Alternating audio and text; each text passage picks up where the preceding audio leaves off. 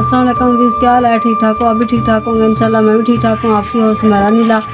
तो माशाल्लाह ये देखो मौसम है ठंडा ठंडा और सुबह सुबह का टाइम है और हवा ठंडी ठंडी चल रही है और गर्मी भी है। दोपहर को गर्मी हो जाती है, हवा चल रही है। ये देखें चावल और साथ में आलू बैंगन है और रोटी है, दूध है।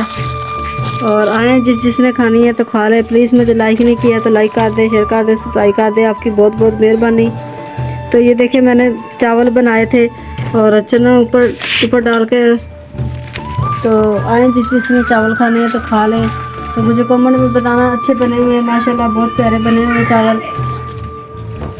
तो प्लीज़ मुझे आपकी सपोर्ट की ज़रूरत है।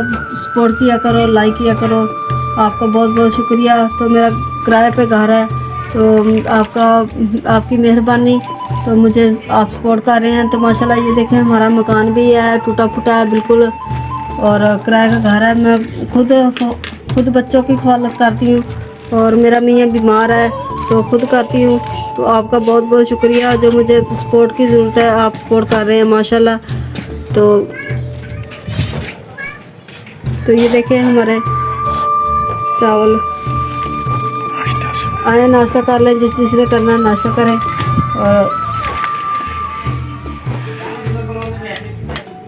तो मौसम देखना माशाल्लाह ठंडा ठंडा सुबह का टाइम है और बहुत प्यारा मौसम है। तो माशाल्लाह ये देखना।